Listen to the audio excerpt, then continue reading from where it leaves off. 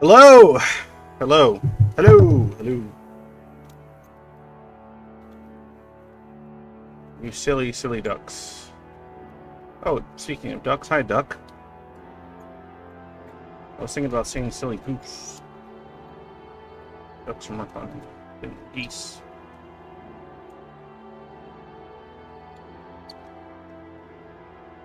Let's see here. It's weird. Oh, I see. Just changed some stuff.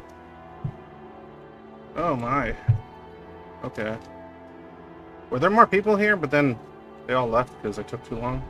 Only 5 minutes late. I'm usually 10 minutes late or more. I think this is pretty good. This is pretty good for me. Showing up about this time. Alright. Yeah, so, for those that are watching the VOD, I know you end up having to skip the first couple minutes unless you enjoy whatever random dungeon, synth, or metal, or whatever I decide to play at the beginning is playing, depending on my mood, I guess, at the given moment. Yeah, right now this is an old, well, not super old, it's from 2018 album called Rise of the Spectral Horizons by Old Tower. It does some pretty cool, old school, sort of, I guess, by today's standard, slightly more old school dungeon synth. Put that in the chat. You're into dungeon synth. It's a good one. It's a nice, chill, kind of gloomy one. I like it. In any case, if it's too loud, be sure to tell me. I don't think it is, or it shouldn't be. Cool. Glad you like duck. But yeah, today's Head Empty Thursday. So for those of you that don't already know, Head Empty Thursday is when I don't come with a specific topic in mind. Usually when I have a specific topic, it's going to be on Saturdays and it's going to be on Tuesday. I couldn't last Tuesday. I was just way too exhausted, which is relevant to, I guess, what got me. It's kind of a topic, but not really. It's more of something that's incessant, which is, you know, how much I hate summer, like a lot, but it's not really a topic. It's more just me bitching, because it just makes everything so much harder, everything. Well, before I get into that a little bit, and you know, today's anyone can bring whatever they want to the table. It can be this, I don't care. It can be movies, it could be games, it could be psych stuff, it could be Zoid stuff, it could be other stuff, philosophical stuff. I don't care. But little updates, because I know some of you like to know. I think the 60 milligrams of the Strattera I'm taking for the ADHD is finally settling in. Some of the weirder, very unsexy side effects are starting to go away.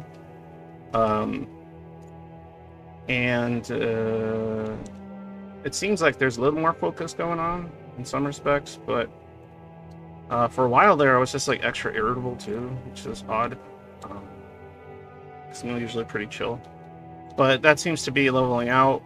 All things considered, I think it is because every other part is just well, not about the medicine, but you know, just about the weather. But like I said, it's just constantly in my mind. And what else?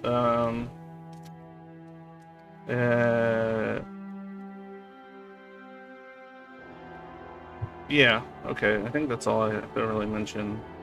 Nothing else too crazy. I mean, literally, that's all. Like today, I talked to my psychologist. I see her once a week, and that's all I talked about the entire time, except for like maybe the last 20 minutes because I talked to her for an hour, or like 15 minutes.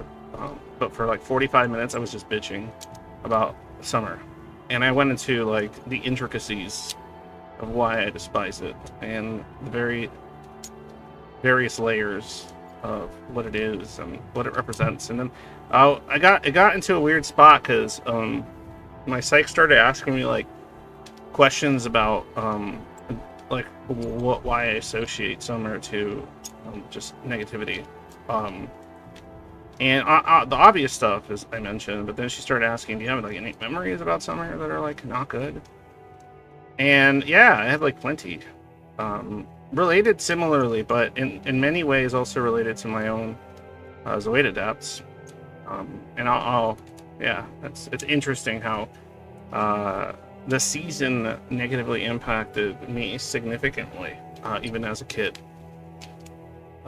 So yeah, I think it's a combination of sensory, weird, just like making me feel my body, and so not letting me concentrate on keeping my mind intact.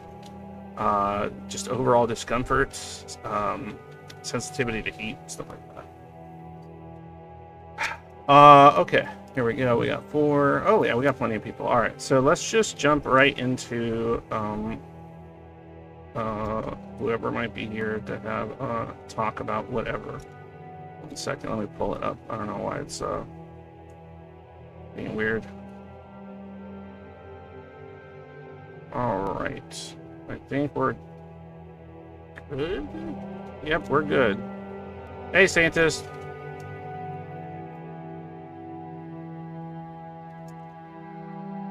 Yo. So, hop in for anything in particular, or just enjoying the ride?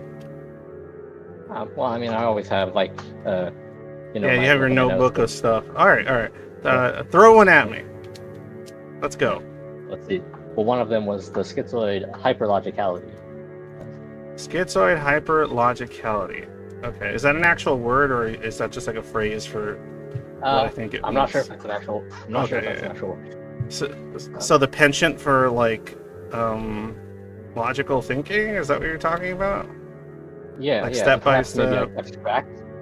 Maybe abstract thinking is part of the logic, because logic is very abstract, right? So that might be Oftentimes, why it can be. It depends on what you're talking about, right? So, I mean, like, I don't know how abstract it is when it comes to like, say, like mathematics or something. I don't know, but it kind of is, I guess, to some degree. I don't know. It's weird. I guess if you're measuring physical things, huh? Yeah, I kind of doubt schizoids have any special math abilities. Oh yeah, no, I doubt that too. But yeah. So what are you referring to? Well, there's at least a subset of schizoids are hyperlogical. I'd say I'm probably in that camp. Logical in what sense? Like, well, what do you mean by logical? Are you talking about, because there's a difference between like logical and rational and, you know, like, what do you mean? Yeah, well, I mean, I would probably even use it in just like the formal sense, like the formal logic. Like I'm good with symbolic logic. Okay. I think it. Mm-hmm. Yeah, or just like thinking abstractly about things. I think we're able to analyze things in a way that normal people aren't as. I'm not sure the word. As it is. I think that has less to do with I'll tell you my thought on that. I think that has less to do with being schizoid and more to do with being neurodivergent. Yeah, that's an interesting point, because I was thinking about like autistic people. I sometimes see more. Oh no, they're very much like that, a lot, and yeah.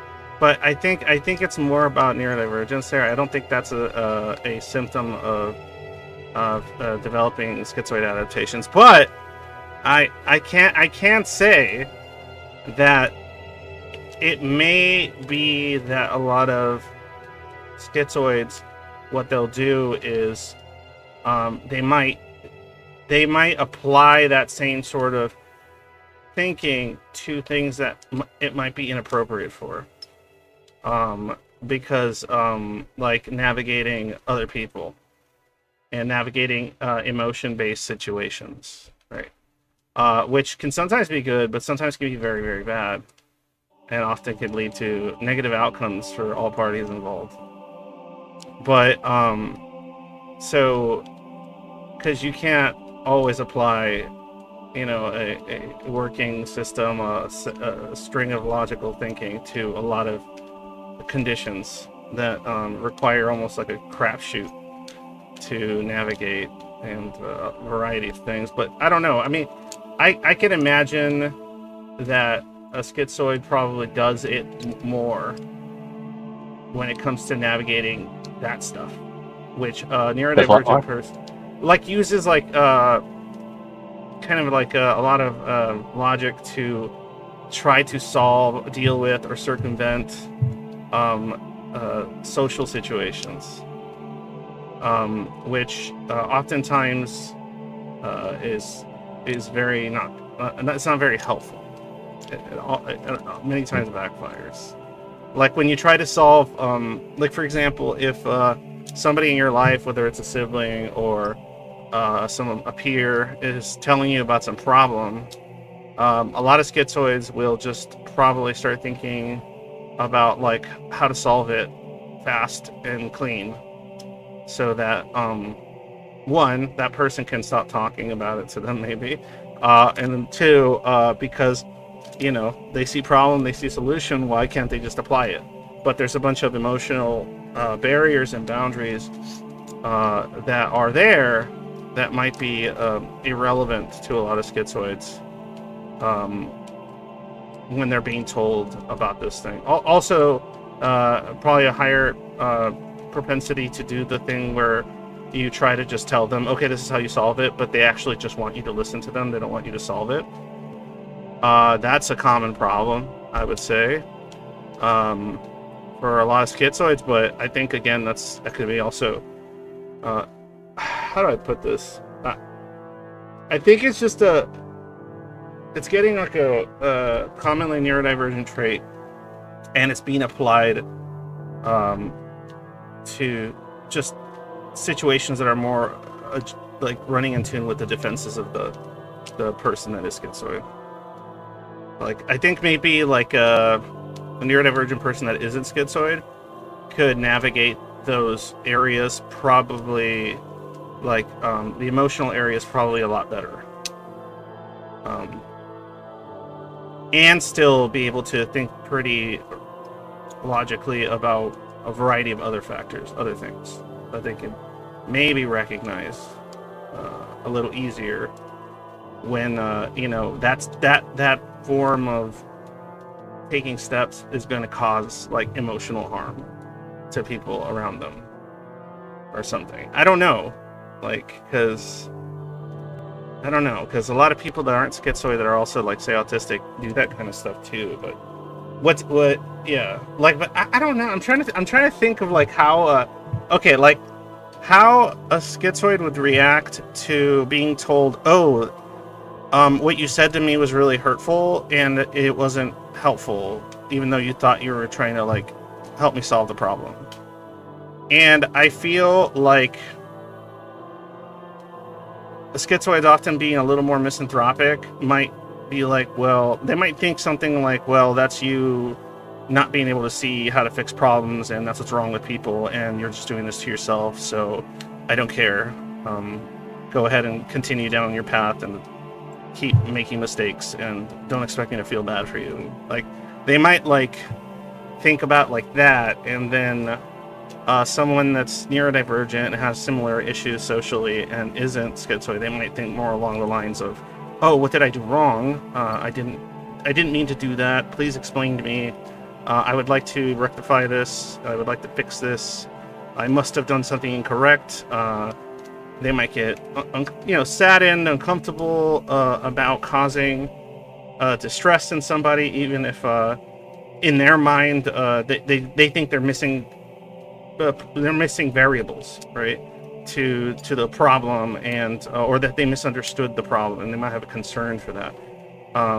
Maybe a lot of schizoids wouldn't engage at all, or would just be kind of indifferent to the person's plight about, I didn't want you to solve my problem like that, or that wouldn't solve my problem because this or that factor that doesn't make sense to you. Like, you might actually act negatively or defensively against accusations that you're being cold or uncaring or something about their problem. So I don't know. I know I was like that. I know I would probably use a lot of like there'd be somebody telling me about, oh, I have this problem and my friend does this and blah blah blah, and I'm like, oh, okay, it sounds like you don't like your friend very much. And they'd be like, no, I do like them. I'm like, but if you like them, why do you talk about them badly all the time? Like, you tell me all the time, so that means you don't like them, so you should probably stop being friends with them, because it seems to be a waste of time. That doesn't work. So doesn't work. No, that's going to make them upset. Right. because they're using some other mechanisms that justify this back and forth, complaining about them and praising them another day, and so on and so forth. There's some mechanisms there that I'm like well guarded against, and so, or I was well guarded against in a very hyper defensive way, that I would try to apply like solutions I would apply that would make sense to a situation that is entirely different for them. But instead of feeling like, oh no, I did something wrong, how do I fix this? If they told me that, I would probably feel like, well, you're an idiot. Like, you don't know what you're talking about. Like, this is what people do. Stop wasting your time. Just have like a very pessimistic or cynical or negative outlook on the problem. It's like, oh, well, the problem is you're talking and being around people that ultimately you don't like each other. And that's a waste of time. And you should be around people that you will like, but eventually you won't like anyone, or they won't like you back. So, friendship's stupid, or something like that. Like, it'll just like turn into some like inner thoughts that are kind of, and then on top of that, it gets even worse if the person applies intent to your words. Like, if they say, oh, you're being cruel, and you had no intent to be cruel, but they're saying you're being cruel or callous or mean in the way you responded to them telling them about their problem. But because that wasn't your intention to cause harm, if anything, your intention might have been to give them a solution that you think would work and would stop the thing they're complaining about all the time. But then them misapplying your intent is more triggering, even more triggering for the schizoid. And so then the defenses and the hostility toward the interaction, doubles up, triples up. And it fortifies the belief that you shouldn't be trying to help people that ask for advice, because ultimately they won't listen. Blah, blah, blah. Yeah. And so on and so forth.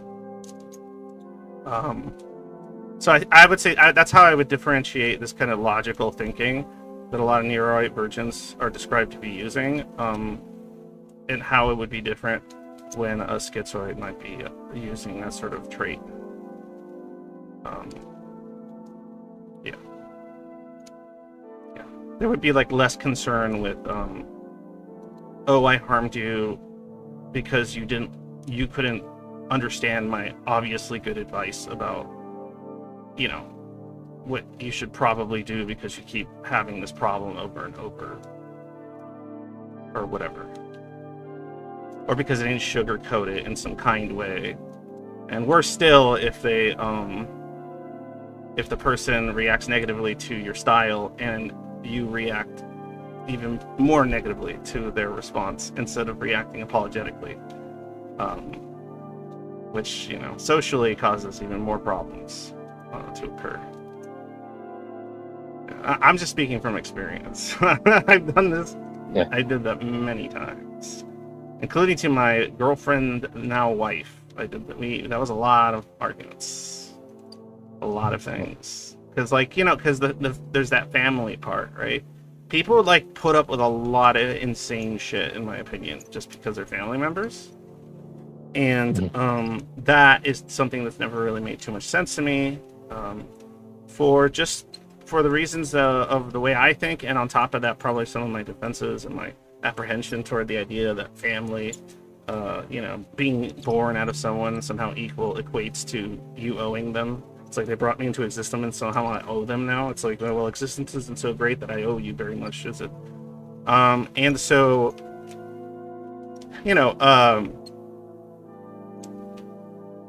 so like my wife would, have some negative interactions with siblings or cousins or family members or aunts, or mother. And, I would think, because it's something that would basically make me go, yeah, that's definitely a deal breaker for me. I would just want nothing to do with that person anymore. Right? I would give that kind of advice, and then that would be upsetting to them. It's like, well, I just stopped talking to my, whatever. Like, Like for me, it's like if I had a cousin and I thought they were okay, and then they started acting like a piece of shit for whatever reason, I would just be like, oh, okay, I'm just not going to talk to them anymore. That's a waste of time. And then I wouldn't, and I'd be fine. But they, people that aren't schizoid would not be fine. They would be hurting and worried and wanting to find ways or go out of their way to bridge those falling outs, if you will. Or sometimes schizoids will just want to dip out before falling out even occurs. So I mean that's more logic that's being applied in many ways. That's kind of inappropriate, even in their own lives. But I see why it happens, so I can't talk too much shit, because I've done plenty of it. Sorry, I rambled on a bit too much about that, but yeah. Yeah, what were you saying inappropriate? You're saying what was that inappropriate? No, like it's handling situations like a schizoid sometimes handles situations. It isn't always the most intelligent, helpful, productive way to handle situations. Even if they seem ultimately logical in the mind of that schizoid. A lot of the step-by-step that a schizoid may imagine is what functions might be tainted significantly by a variety of defenses and trauma that they themselves, due to their kind of high dissociation to that trauma, oftentimes won't recognize as affecting their decision making in kind of unreasonable ways. It's like you project your vision of what the world is onto the minds of others. And you get frustrated as to why they can't see what you see. Why can't they just see what I see? It's so obvious, right? It's this kind of weird assumption. Yeah, I mean, like, I suppose I feel like I can't see what other people see. I suppose it's yeah, but a lot of schizoids still do it. They still get angry, frustrated about people not behaving or dealing with problems in the way that it makes sense to them, and so then they get frustrated, and then that sort of keeps fortifying this belief that all these people are illogical and I'm logical. And right.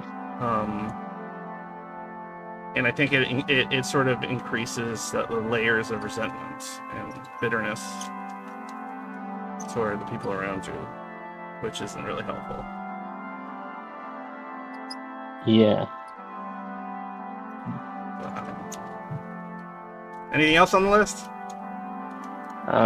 Let's see. I can pull up my list here. Let's see. We got well, I guess there's one about like how torturous small talk is. Like small talk is literal torture to me. A psychopath once tortured me with small talk. Wait. Like they intentionally tortured you with small talk? Yeah. How do you know they were a psychopath? Because they just kept doing it and they just enjoyed. Maybe they were just a sadist. They seem to be. Yeah, maybe sadist is probably more accurate. Yeah, they might just be bullying you and being sadistic. Yeah. Well, they might have even been like full dark tetrad eventually. Like they seem like probably narcissistic at least. That dark triad action, or tetrad, I mean. Yeah. Oh, okay. Well, I don't know. I don't know about people you've encountered, but small talk. I mean, I wouldn't. It's very frustrating, and I immediately lose interest, usually. But also, I masked for so many years that I engage in it, almost reflexively, and then I often catch myself halfway through, and then I'm like, no, I'm doing the reflexive small talk. Because that's what is expected. Like it's like the whole, we're going up 10 stories or 20 stories up a building in an elevator. And it's like, why did I ask anything to this person? Like, I'll just like have this impulse to be like, oh, small talk sentence, and they'll be like, oh yeah, and then they'll start talking to me, and then I'll be like, why did I do that? Don't do that. And it's like this weird kind of expectation that was kind of bred into me early in life that it still occasionally creeps up. One of the ways I combated it, because when I was going to college, I had to go up and down elevators a lot and stairs, and I had to be like in the same room as other people, and everything's quiet sometimes, and there would just be like situations like that, right? And so like a lot of people would start small talking me, and I'd always be like, oh, okay, I guess we're doing this now, because I don't want to deal with the consequences of just being like, I'm not talking to you. But usually I would have headphones so I could avoid it, but sometimes I'd forget them and I'd be like, fuck. And then there was people that thought I was interesting, and they wanted to engage in small talk because of that, or whatever reason. But so one thing I started doing to be more like proactive against having to engage in small talk, but I don't have an issue with attention, so this wouldn't work with people that just don't like to be like attention to be put on them. I don't care if attention goes on me. I just ignore it. It's whatever. So I would just bring up something really odd in the elevator, like some just non sequitur. Or whatever situation, you know, I'm in the Uber with somebody and like we're sharing it, and it's like a stranger because the shared Ubers are like cheaper, so it's easy, you know, to save $1 or $2. And so like, yeah, the person should be next to me, and before they have a chance to engage with me in small talk, I'll say something like, I'll just bring up some like trivia about something weird. I'll be like, have you heard of this? I found this out today. It's really strange. What do you think people would have to do if this happened? And then usually that makes the other person like, I don't know, sometimes it makes them uncomfortable. Sometimes they just start engaging in that conversation about that topic, and then it's not small talk. So it's normal talk. It's like a topical talk, and so then it makes the ride or the situation far more easy for me. Yeah. Or if the elevator ride, if it's something really short and it's going to be a few floors, or it's slow or whatever, I'll just say something like, I don't know. I'll be like I'll say something about like some. I don't know. I can't remember the kind of shit I would say right now because it's been a while. But it would just be a lot of non sequiturs. I'll just say a non sequitur sometimes. And that it would like reverse the. It would either cause a topical conversation or reverse the discomfort onto them. Without me doing. What happened? So you're saying like if you're already engaged in small talk, you can just bring up something like spontaneously? Yeah, or even if I'm not engaged in it at all, just to avoid it entirely if I think there's a possibility it will occur. So then I'll just non sequitur, and best case scenario, they want to talk about that, and that's cool because I like talking about things like topics. Worst case scenario, they're uncomfortable, but that's okay. They'll be okay. I'm used to being uncomfortable more often than they are in situations that could potentially involve small talk.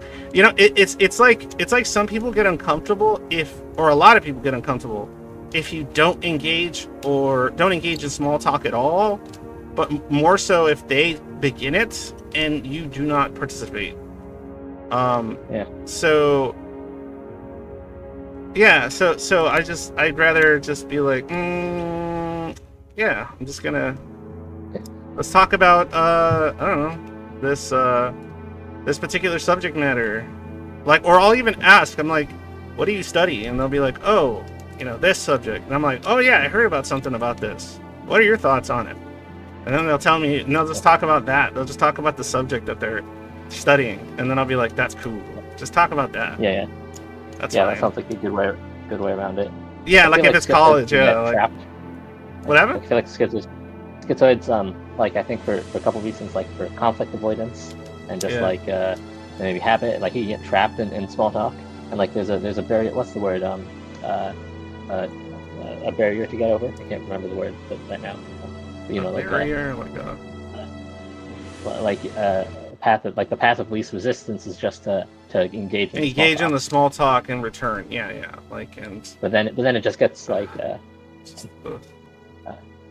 so because it's difficult to get out of that trap. Well, it depends too. If the other person really loves that shit, then you're like, oh, it's a world of trouble, because then they're just talking and then asking you questions about the things they said that you don't want to talk about or care about, and they go on, and you try to like throw some like phrases in there to see if you can end it, but then they either ignore them or don't see them and keep going and going and going, and it's just stop, please. Yeah, I think in the future I want to try just being more explicit, just like saying, like if somebody asks me a small talk question, I'll just say, like, fuck off, I hate small talk. Oh, you don't have to tell them to fuck off. You do whatever you want, but I mean, there's ways to be more explicit without telling them to fuck off. You could always say, you could always just say like, oh, I don't really care about stuff like that. Yeah. And that's it. Yeah. No, you could throw in a no offense. You could throw in a no offense. I don't really like talking about things like that. Yeah. That's probably a good way to do it. And then they'll feel awkward and just be like, okay, like they might think, okay, asshole, or whatever. Yeah. But then then they don't want to talk to you anymore, and you win. So that's a good way to do it. So it's but I guess in my case, I like engaging in topical conversation. So if the circumstance allows it, I will choose that over just telling them that I don't want to talk to them.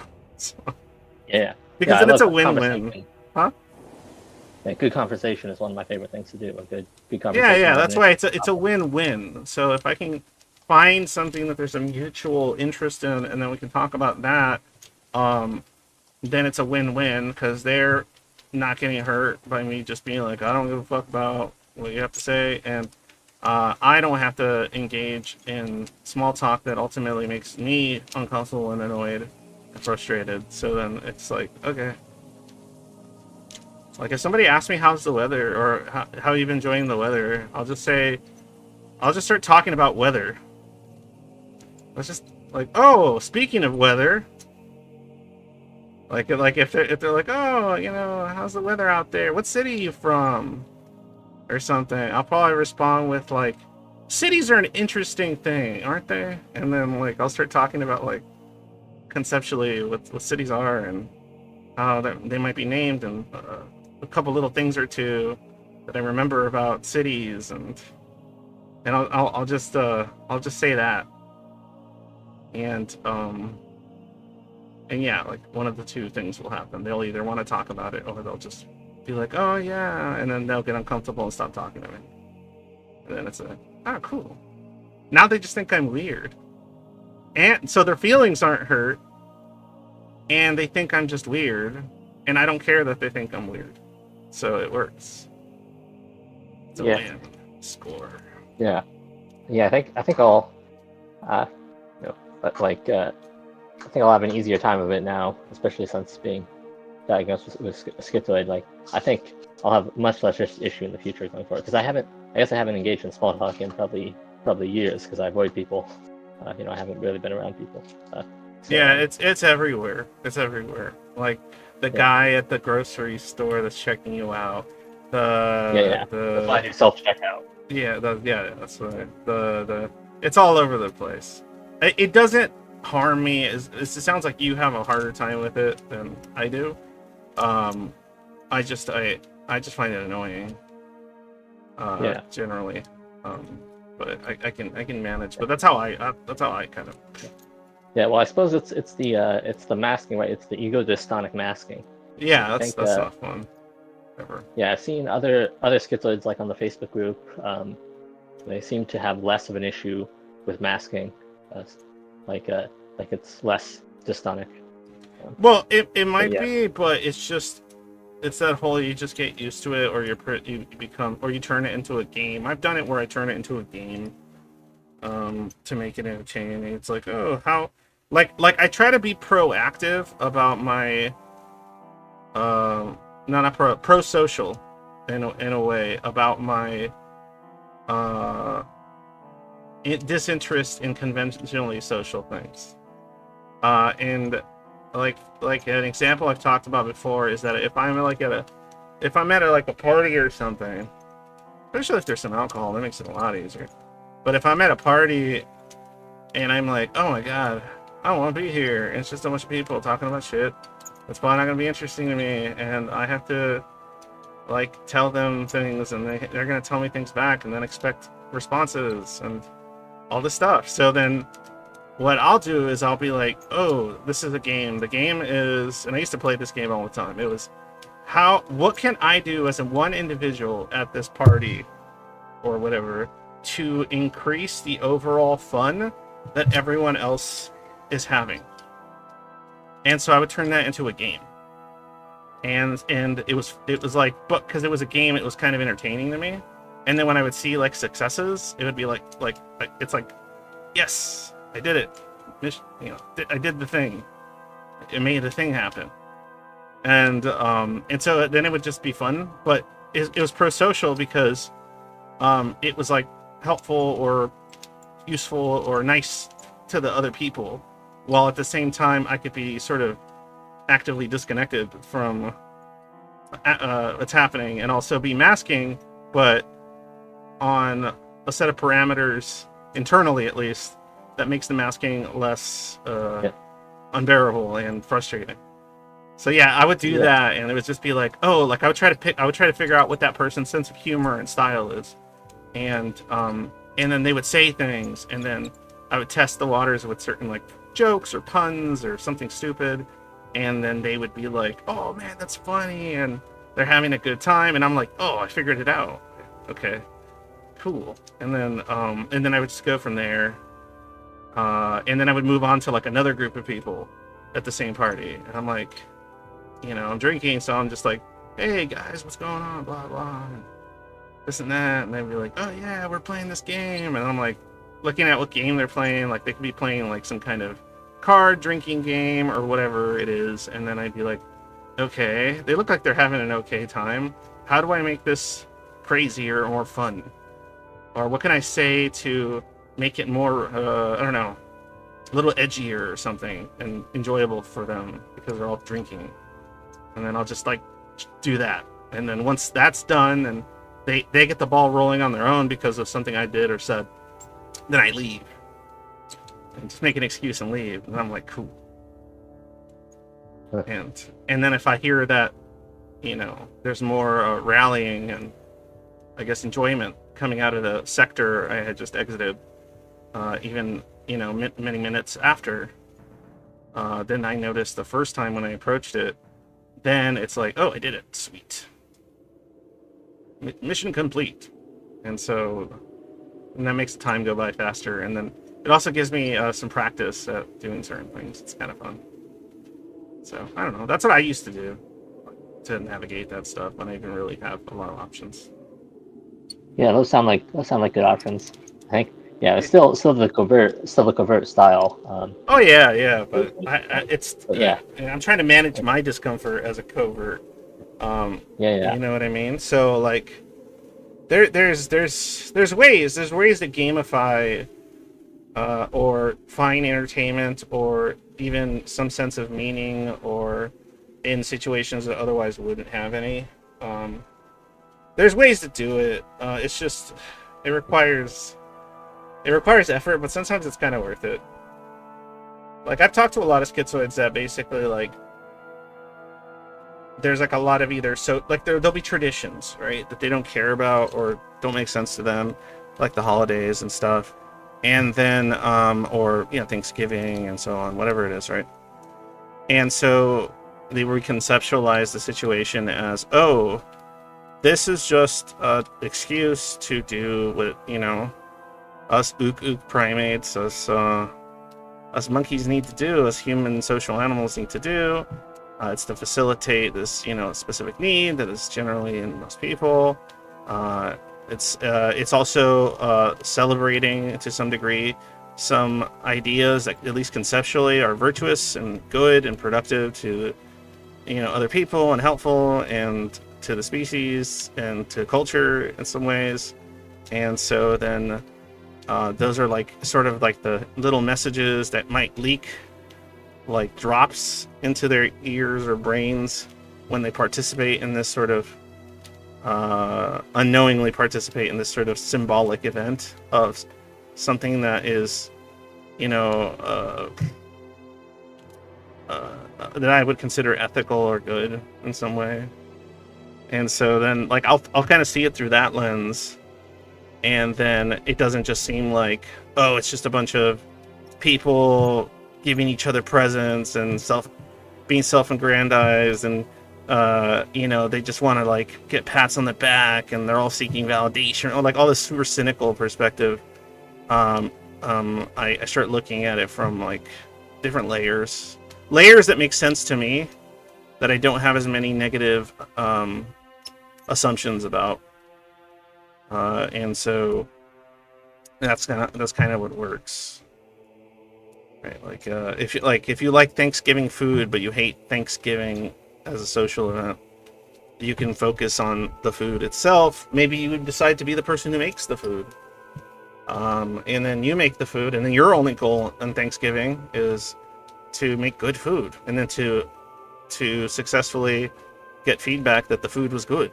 And anything else that occurs, like family members fighting, people engaging in bullshit, or other types of weird stuff, you could just be like, well, that's not what I'm here for. So I was here to make the food, and I did what I did, and I succeeded. So day one, and everyone else can just do whatever they want with that day, because that's not what you were there for. You had a mission and you completed it.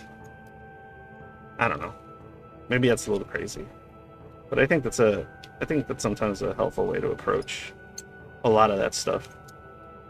Just because something is social doesn't have to have just a social purpose in your mind. There are other reasons that thing can exist, and there are other ways you can appreciate some stuff. Yeah, that's, I guess, that makes sense. Short way to put it. Gamification sounds like a good solution. Yeah, I mean, because if you think, oh, I can practice a skill, or I could practice this, or I can learn from this, or I can, whatever it may be. Yeah, because I think I am going to need to work on my mask, because I have goals that will probably require masking. It's sad. It's sad that, but it is kind of a requirement in many ways. I mean, my hope is, especially in the professional world, my hope is that people that are, over time, people that are neurodivergent don't have to mask as much, and it'll also, less masking in general done by neurodivergent people will ultimately, I think, decrease the amount of people that develop a lot of schizoid adaptations and defenses, generations and generations through. But I don't know. That's my thought on it, since I have a specific position on the matter. So, like I see my daughter, and I could see my daughter, because she's different, and I could see my daughter had a different, like a parent that wasn't aware of a lot of that stuff and aware of these differences. And if I was, if I didn't like attempt to teach her lessons at home about peer relationships and what they are and how they sometimes work and what's realistic and what sometimes isn't, and had I not a solution to, if she's like, sad or bothered by some reaction that a peer had to their, more eccentric behavior of some kind. Had I no solution, had I no words that can help her reconceptualize it in a way that's less hurtful or more productive for them, then maybe they're the kind of person that could have ended up developing similar types of adaptations. But instead, they can develop much healthier adaptations to situations that are oftentimes unavoidable. So yeah, like I'll be a little bit blunt with her about certain things. I'll be a little more. My wife gets like annoyed about it sometimes, but like I'll do it in a way that's age appropriate, and I think it's helpful to her. I really do think it's helpful to her in navigating some of this stuff.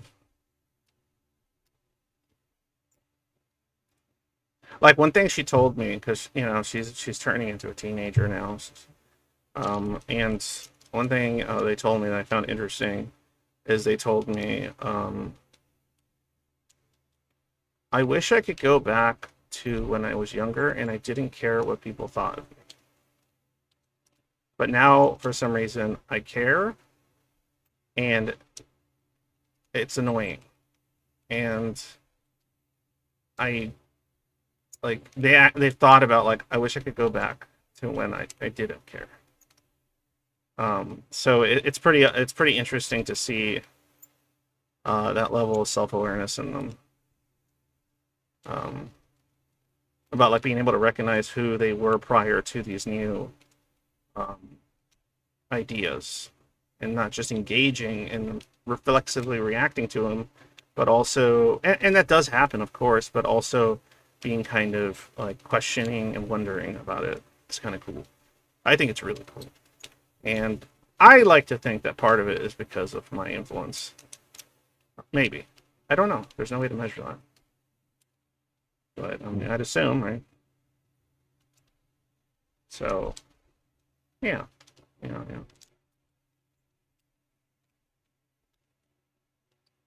And that's kind of what I'm like actively doing now too, when it comes to her kind of own kind of neurodivergent traits, is that I'm actively pursuing proper guidance, professional connection to things that I believe are ultimately helpful in the ways that I believe they will be, and I'm actively conversing with her about it, openly, joking around about it, being lighthearted, but also more serious about it when necessary, and so that's kind of building a sense of not just like, oh, dad cares about me. Also, it's a sense of camaraderie in that kind of, or like that little bit of a commiseration about something, even if it's on a more shallow level or a more age appropriate level. About like, oh, they'll say, I'll be like, oh, I used to do this, man. This is terrible. Like sometimes I couldn't pay attention to these things or something like that. And they'd be like, oh yeah, like that happens to me like all the time. And I'm like, yeah, I know. You're not by yourself on this one. I used to do that all the time. That's probably where you got it from. It's just I'll be like, yeah, it's probably the same reason you got like my eyes. That's probably why. It's like the same thing. And I'll try to talk about it like that. Same reason they got what? They have my eyes, like my eye color. Oh.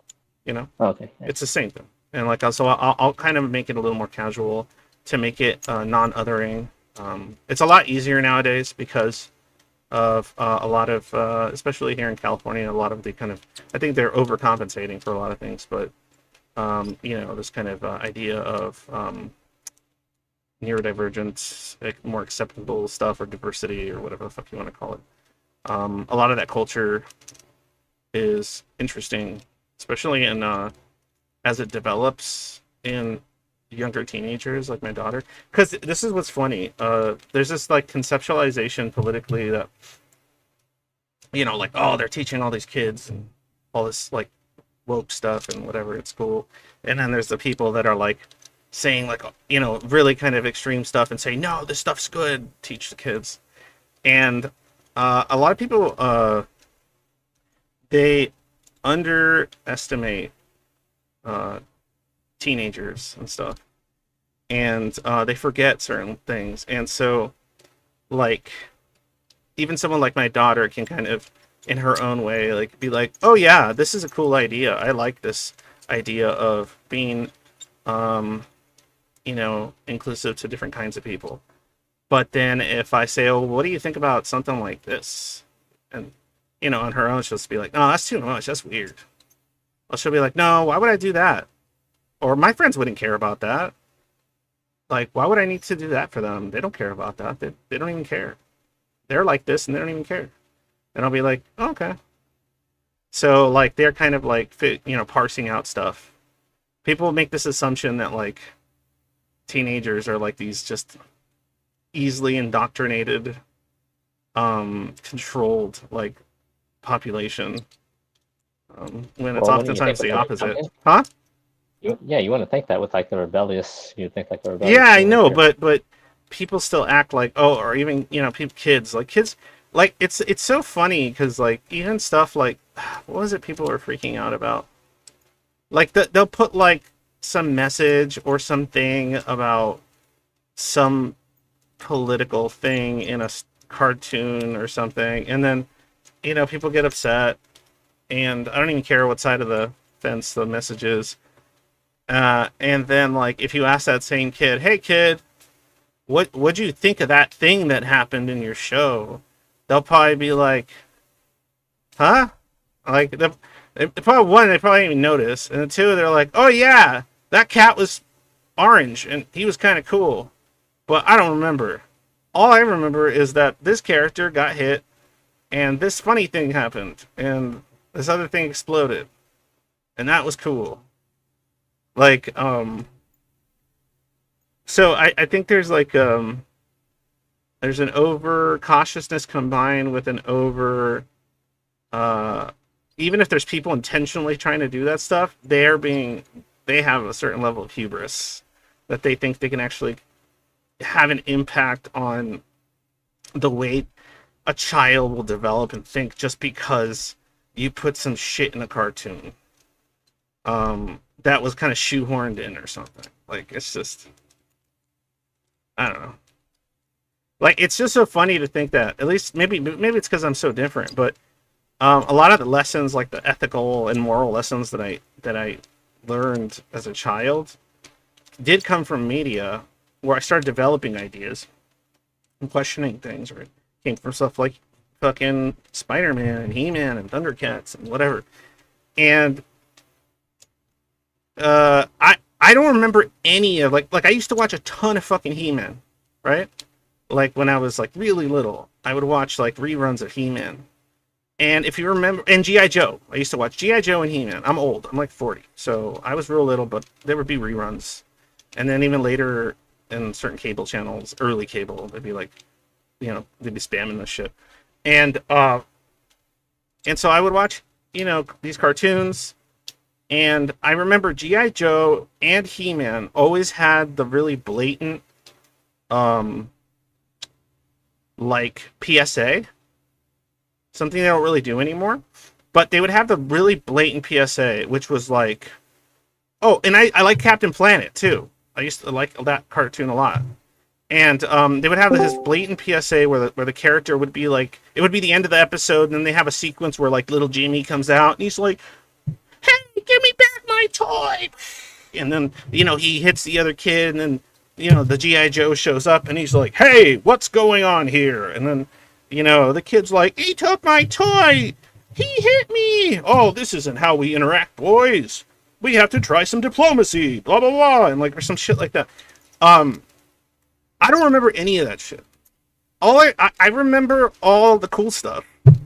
And, the different characters, and what they did, and, certain episodes. And when I was a kid, I could probably name a bunch of them. And, I could probably imagine all the cool fights that happened in the last episode that I watched of He-Man or G.I. Joe or whatever the fuck. And, like, even then, I didn't remember the PSAs. I tuned out. Every time that shit happened, like, the episode was over, oh, they're gonna do that thing where something else happens. Who cares? And so I would never watch it. Or I wouldn't watch it, or I would just like tune it out. Because it was boring. Because it was going to be something where they're talking, and it has nothing to do with like the story about GI Joe fighting Cobra, or He-Man fighting Skeletor, or Captain Planet fighting the toxic guys. And it was funny because like with Captain Planet, it was the same thing. Like watching Captain Planet did not make me become more environmentally conscious.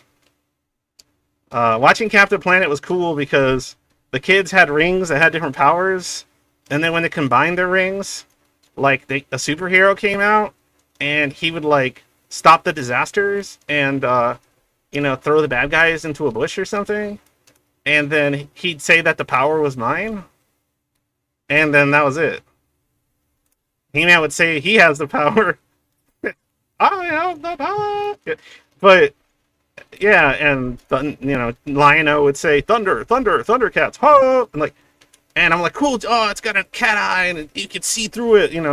It's the eye of Thundara. Show me sight beyond sight, and he would look at the holes, and it would let him see things. And yeah, and all those fucking shows had these fucking lessons. And I none of that stuck. Like, that's not what I remember. That's not what I cared about. Like, I didn't develop those ideas and those concepts and cared about them until, like, I was much older. And it wasn't that influenced those ideas. So I think people put way too much emphasis in the concern about, like, indoctrination through cartoons to children. I'm like, yeah, I mean, I am not a fan. I think it's I don't yucky. know. Angst. Have you seen all the people with goth girl fetish nowadays? Oh yeah, is that because of Johnny Phantom? Yeah, that's not indoctrination. That's just you were going through puberty, and that's what you were watching, and then you developed some weird fetishes.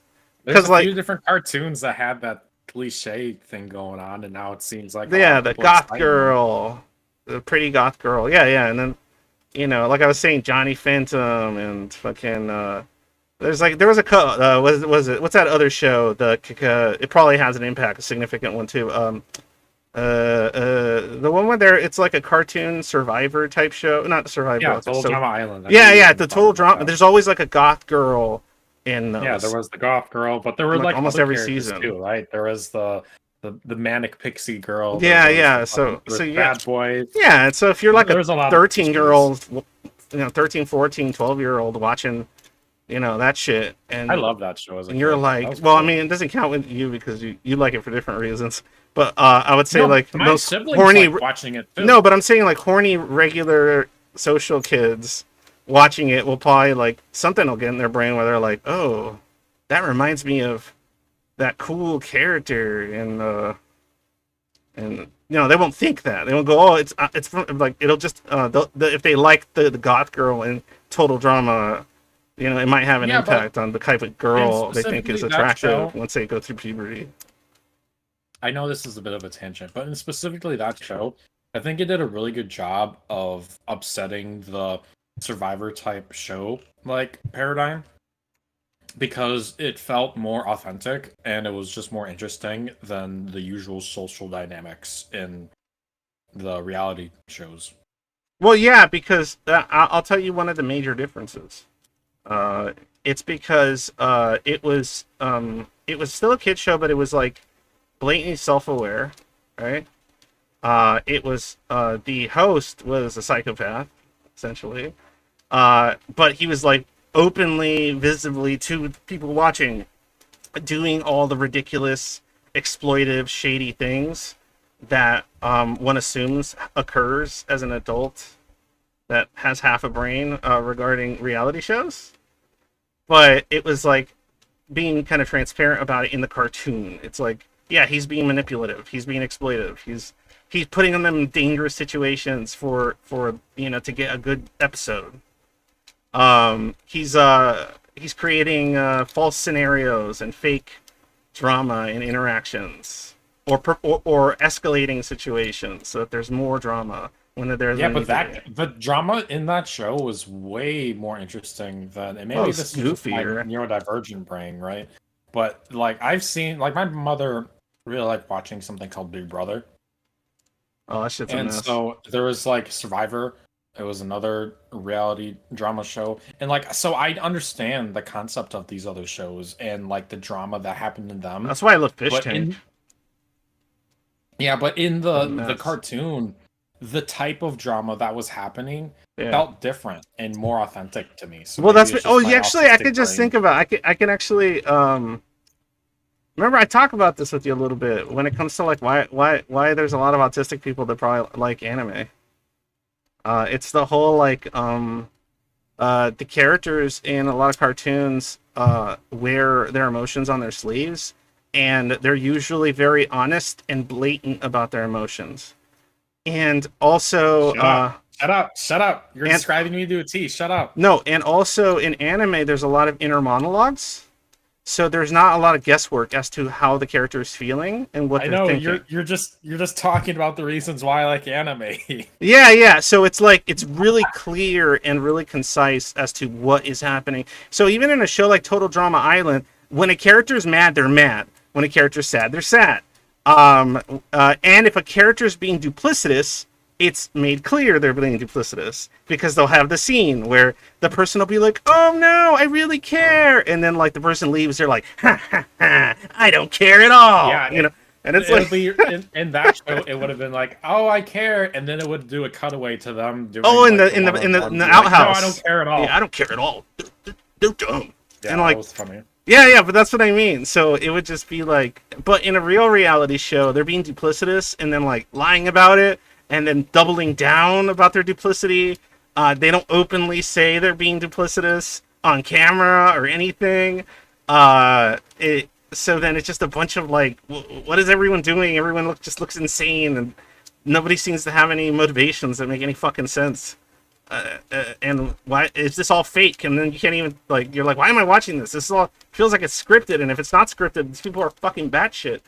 And I would never want to be around them or think about them. Like, but yeah, that's my guess when it comes to like anime and autists, and it might be the same thing for the I'll be honest, it might be the same thing for the schizo-spectrum peeps too, because like I said, they're so often a different place. They have often just as much trouble with the social world and all this kind of dishonesty and insincerity, because it seems to be like a waste of time in their mind, right? So something like anime, yeah, I love anime for the same reason you might, which is like characters are what they are, and especially something like a shonen, right? Even with like seinen or more like over the top or more adult anime that has a lot of guilt, betrayal, and all this sort of elements, it's still like made very clear and apparent to the viewer what emotions are at play as it's happening. Now, why those emotions were triggered specifically, that's when it's like the conversation, right? Like, I know, like, for there's a lot of those kind of conversations, and even shonens and stuff. And yeah, I think it's a very similar, because there's a sincerity to it, and there's a consistent honesty. And when the villain is dishonest in an anime, it's very clear, or something hints to you very clearly that they're being treacherous in some way. Or honestly, that's how I felt with like nearly all the cartoons I watched as a kid. Yeah. So I think it extends to just cartoons in general. I mean, I think that's probably why I also grew up liking like just stupid shit like Looney Tunes and stuff, because there's no like they have their own like weird dream logic. Like it doesn't you paint a fucking a cave on a mountain wall, and then all of a sudden one of the characters can go in it and the other one hits the wall. It's like, that doesn't make any fucking sense. Yeah, but that's just how it works. What do you mean that doesn't make sense? I mean, that doesn't make sense on base outside of like in my world. Before? No, but well, then how would you know it doesn't make sense? I should try. You should go to a highway and draw. No, don't do this. No, don't. But but yeah, my point is that like I think that's like another reason like I'm watching this and I'm like that was dumb, that doesn't work that way. But then I'm like, I like that they did things that don't work the way they're supposed to.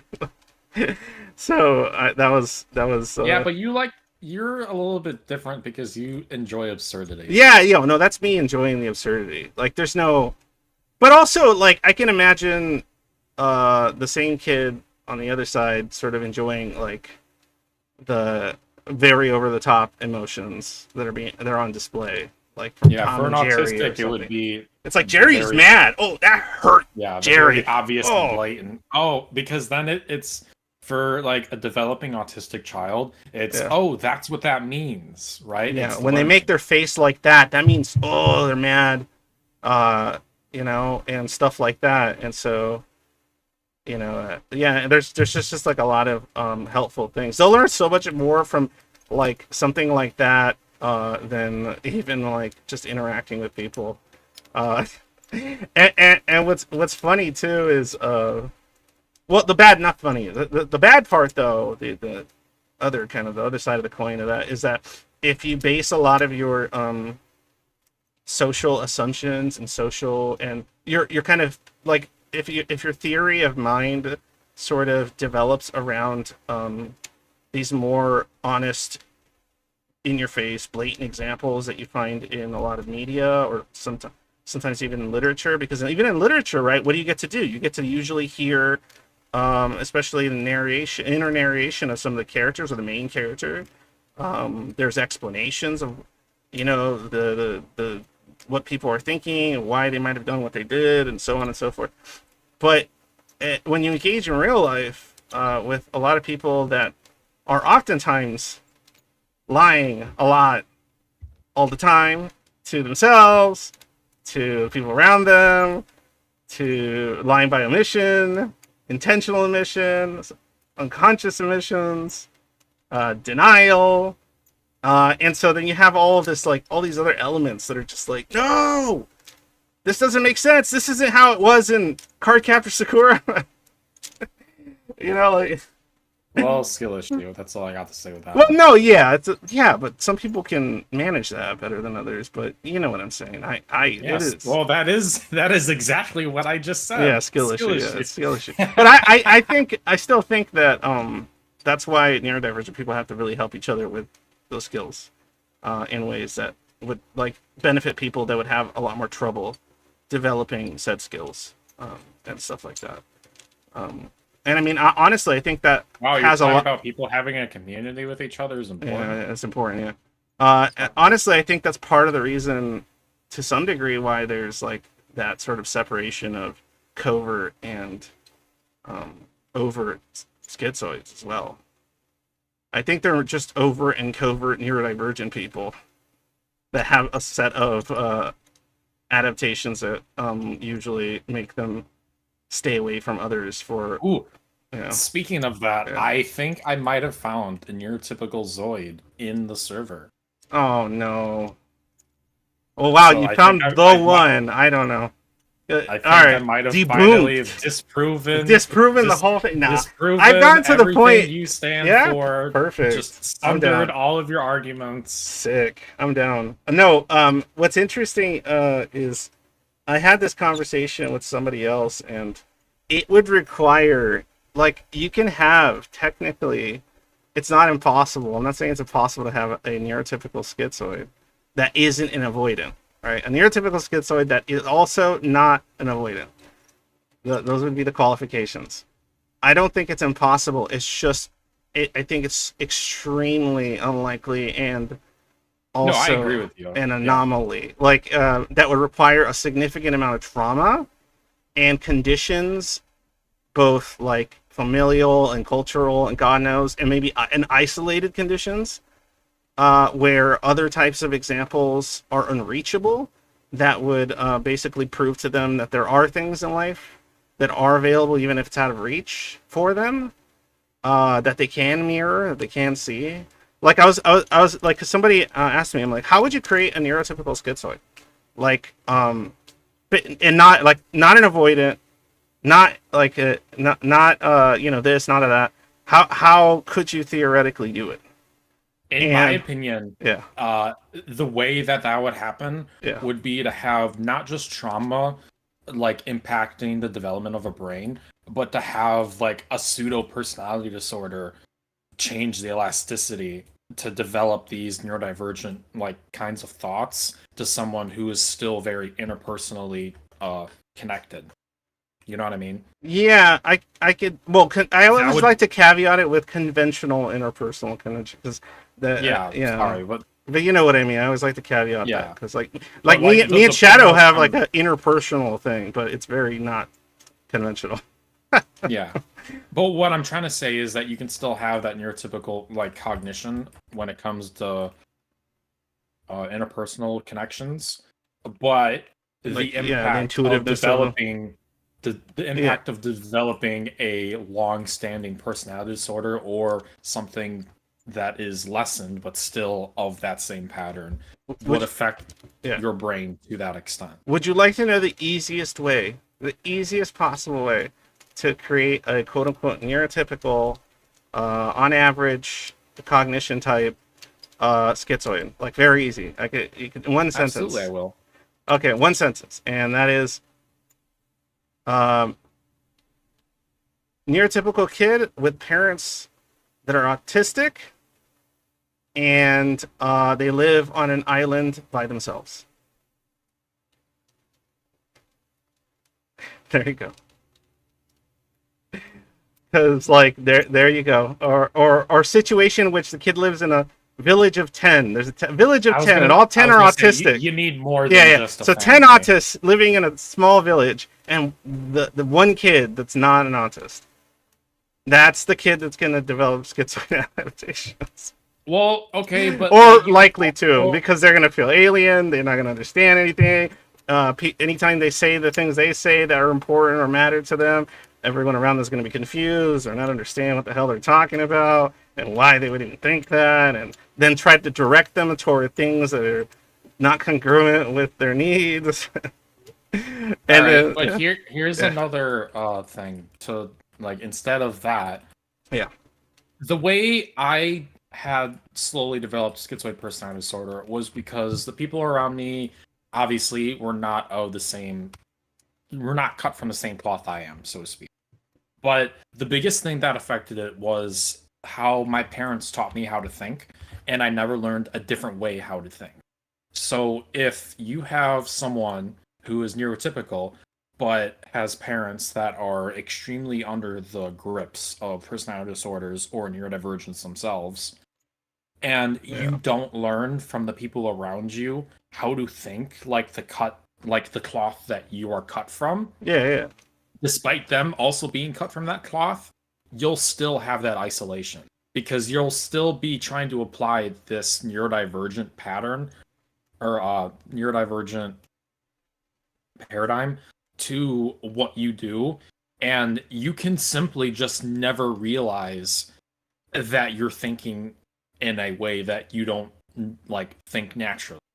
Yeah, Does that make sense? and then you're constantly Even thinking if in you're ways that are surrounded by exhausting you, thinking in ways that are making you feel worse about but everything, thinking in ways even if you're neurotypical, know, being around other neurotypical people does not guarantee that you learn from them yeah, if you're so like if your parents who are giving you these neurodivergent forms of thinking, whether they're neurodivergent or personality disorder or something, right? Something changed their psychology themselves. hmm You might be so impressioned by your parents that it just doesn't ever connect.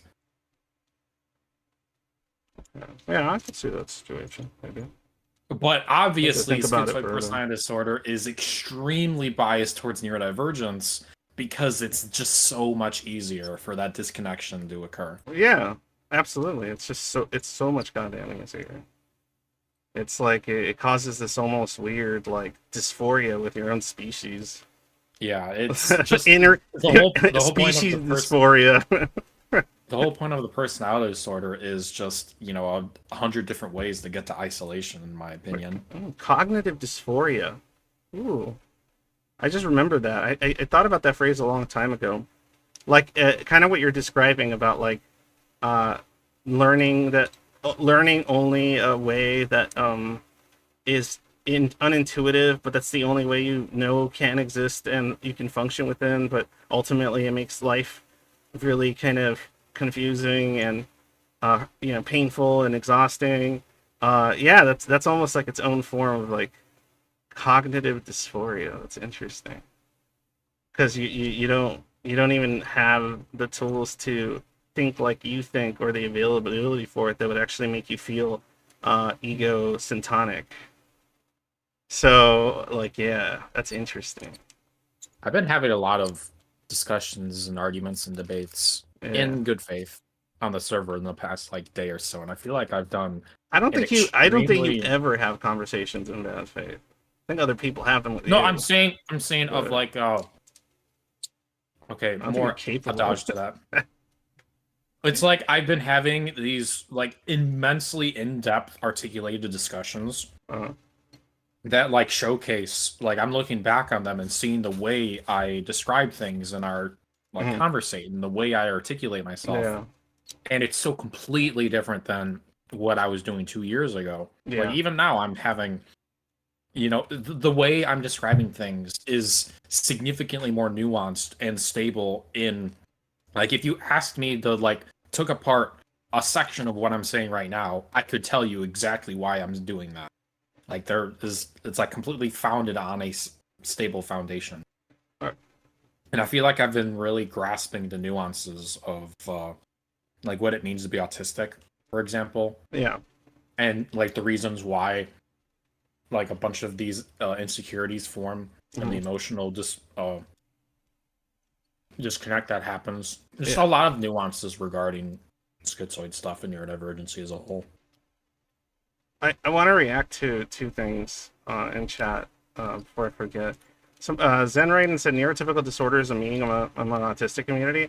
I've seen that. I saw a video that was really funny, but it was also self-aware where it described neurotypical disorder.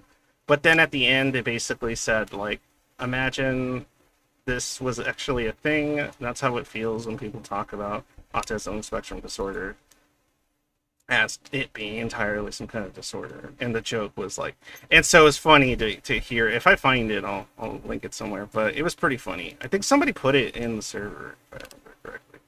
But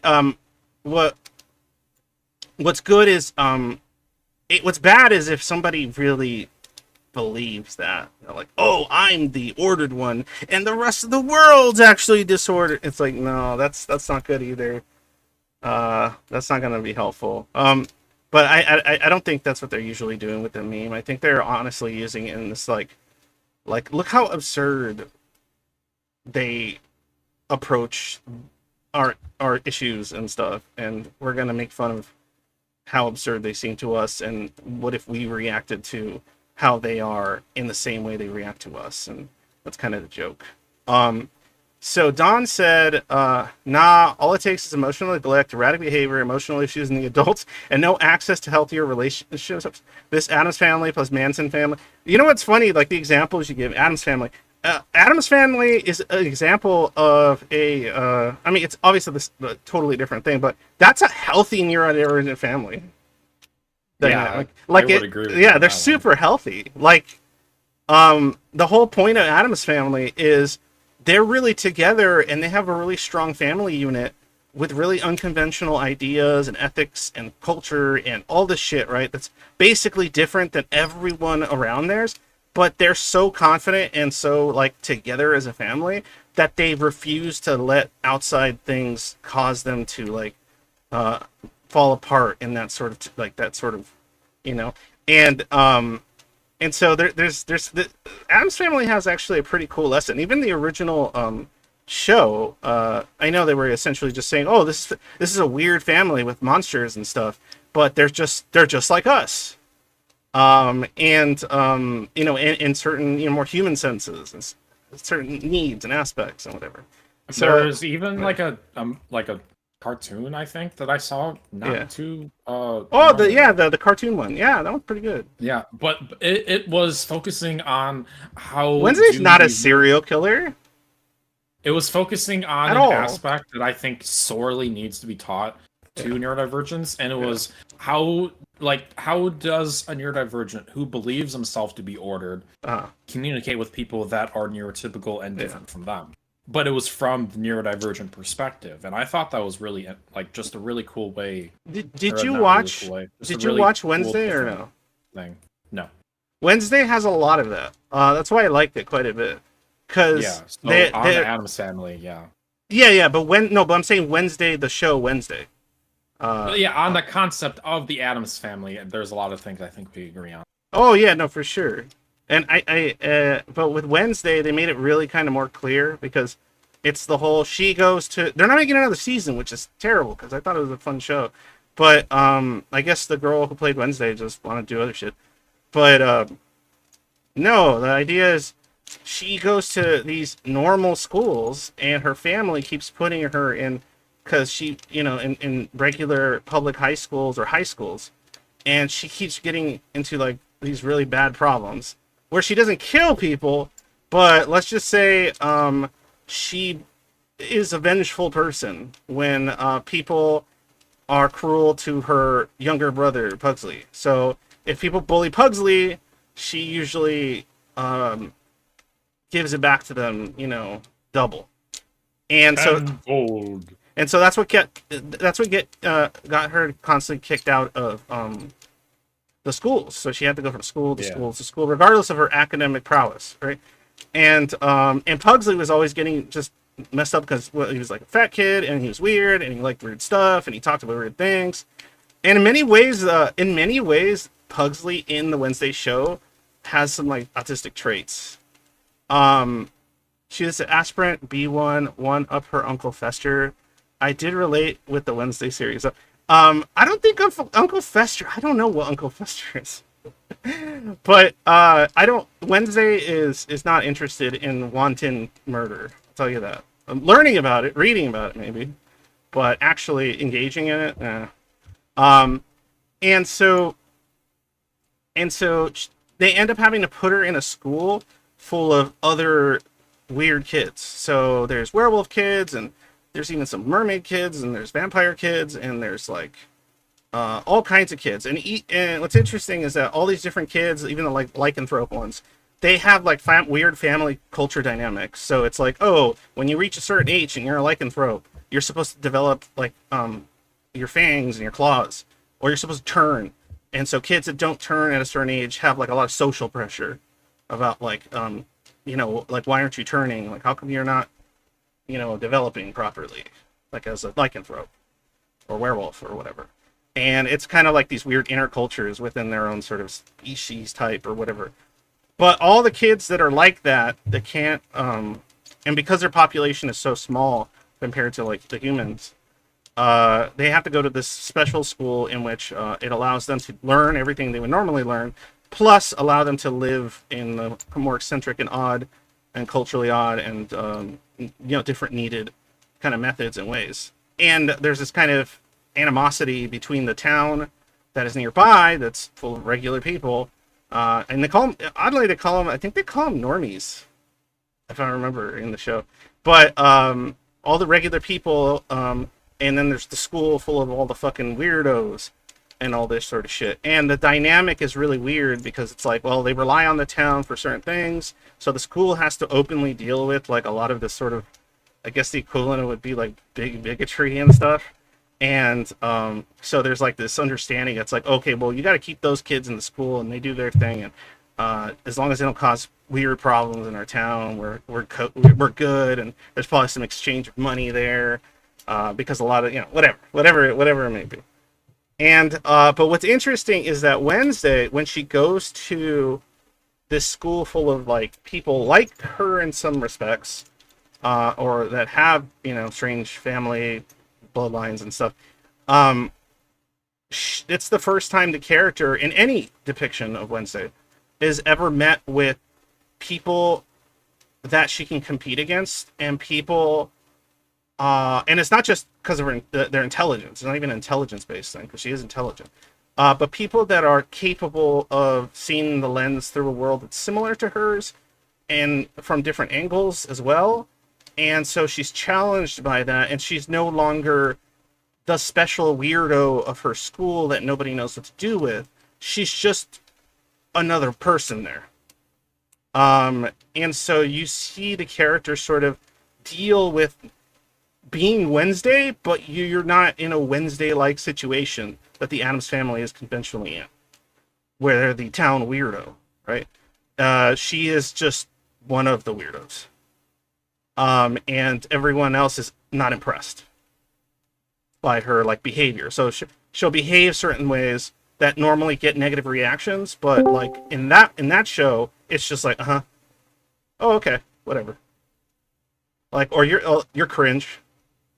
It's like if I were to funny. be in. It's like if I were to be in a group where being autistic was like the novelty, and it became part of my personality because it was so unique. Then I go to an autistic community, and it's just like that portion of my personality is now gone because that's everybody's personality.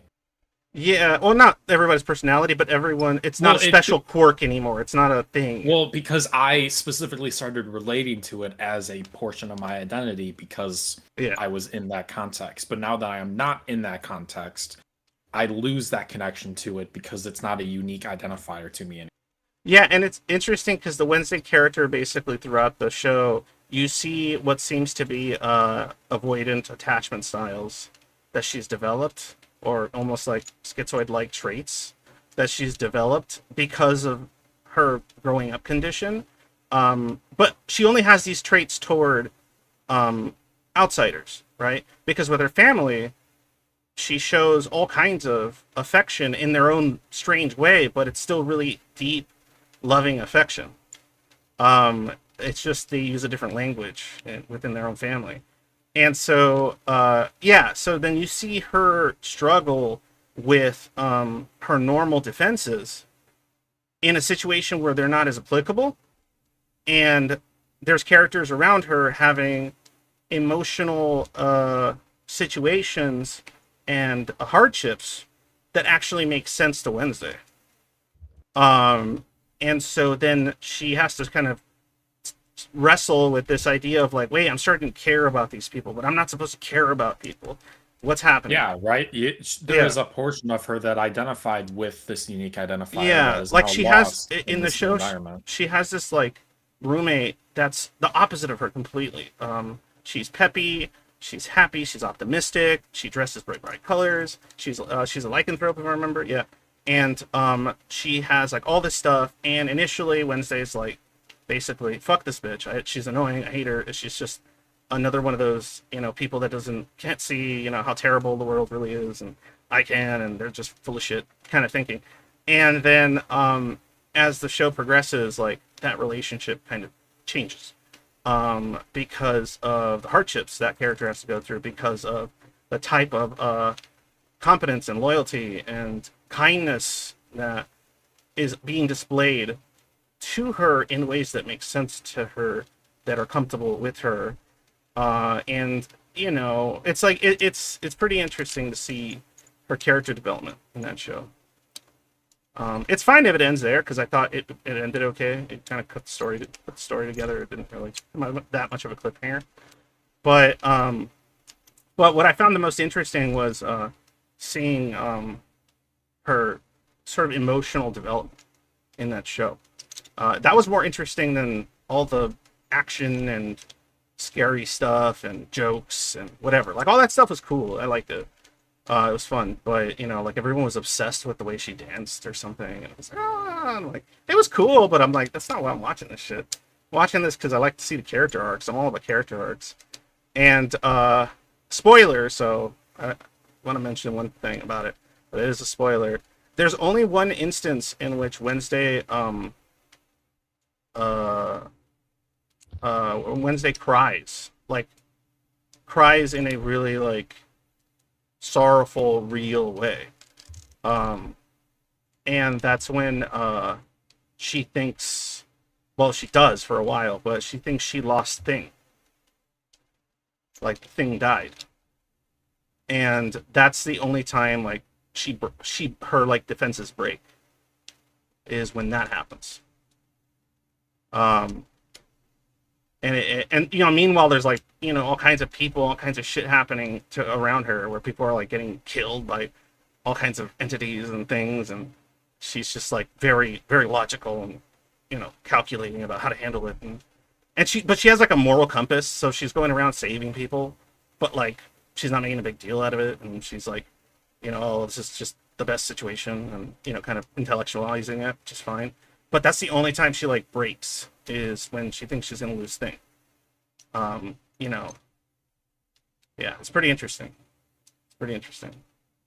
Because they didn't do the whole, like, what I was worried about while I was watching it is like, oh, are they gonna make like Wednesday not Wednesday by the end of the show? Like, it's just gonna be, oh look, Wednesday's better now. She's not like Wednesday anymore because she has friends. And I was like, oh no. But no, like, she developed these things in spite of being Wednesday. In fact, not in spite of it, but because of it. If she wasn't Wednesday, she wouldn't develop the connections that she did, like she did. And she wouldn't have the competencies to help the friends the way she was able to help them throughout the show. And she makes tons of mistakes, and you see the consequences of that too, which is really cool too, really fun. You know what's gonna be a real interesting thing? She's Thursday now. Yeah, she's become Thursday. Active. You know what's something really interesting that'll only make sense to you? What? What I was talking about before was that when she went to the new school, it was, again, a portion of what made Wednesday was her identifying with the things that developed only because she was in like this environment of different people, right? So like what you said before. Well, those were a bunch of people that already were alienated. They had to go there because they were alienated from their communities. Like, yeah. She of her own accord started identifying with being different from other people, and then when she was in an environment where she was not different from them, quote unquote, then she needed to find a different kind of identity to figure out what she really is. You know what? She was very emotionally uncomfortable being there. Yeah, but do you know what that is? What? To find is to lose, and to lose is to find. Yeah. I just wanted to bring it up. I thought it is cool. That's kind of what happens, like, because she's more emotionally uncomfortable in this new environment with people that have similar experiences of alienation and feeling like people suck and humans suck and all this sort of shit, and they don't understand this or that. She's more uncomfortable than when she was in an environment where she was actively disliked, actively plotted against, actively, like, she grew accustomed to that. That was normal, and that was what she adapted to. Yeah. She thought she knew the world. She had an identity, and then she kind of lost that identity. And so also she thought she knew the world, and she did. Yeah, but it was also, I want to like make this like very stressed. She didn't lose Wednesday. She lost what she connected Wednesday. She lost what she thought Wednesday was. Yeah, and gain new aspects and develop, but didn't lose all the important and unique Wednesday aspects. Never changed, but she figured out what Wednesday could actually be, and then made a decision to be some of those things. Yeah, it's cool. There was no force. There was no force change of any kind. It's almost like the character got worn. They got worn down by the blatant kindness, understanding, and relatability of her peers in that school.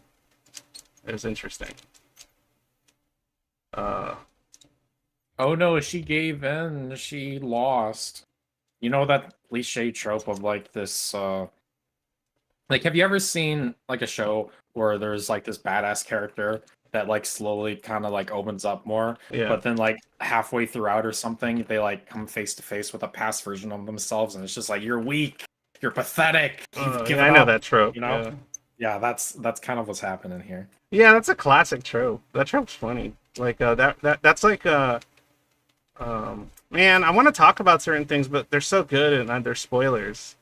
Like, I want to start talking about Invincible. I fucking love Invincible. I thought the comics was cool because I found them online. They're fun, but the show's way better. Show's way better. Holy shit. So much better. Way better character writing and just writing in general. and way less focus on the shock value. I know, like, Invincible is an incredibly violent show, but it's still way less focused on the shock factor than the comic was. The comic was just all shock, all over the top.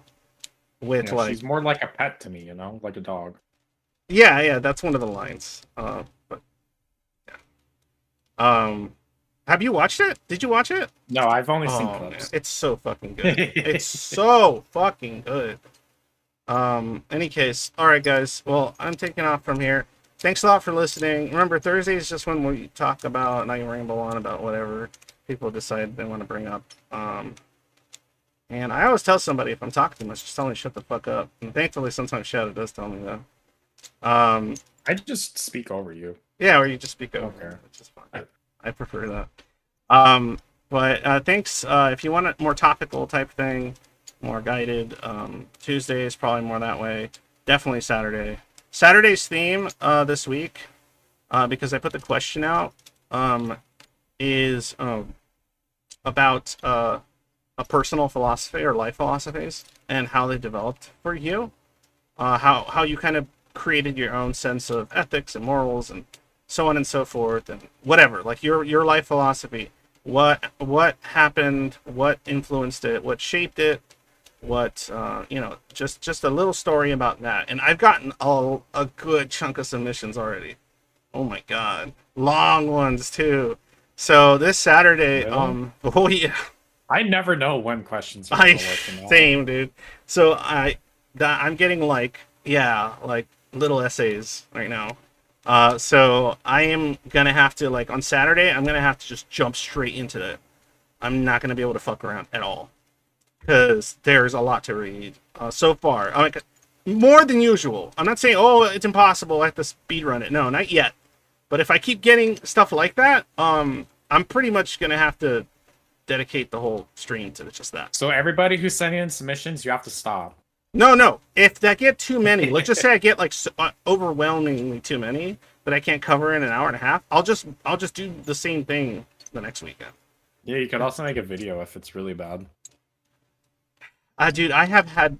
That's what I originally wanted to harp on, but I forgot. Is I have no volition to do anything outside of what I'm doing right now. Like, I barely have the spoons or whatever to just stream on occasion and work. Well, it is what it is. Because whatever the fuck you want, it's man. because summer, dude. Like, do whatever the fuck you want. No, but you're wrong, because this isn't what I want to do.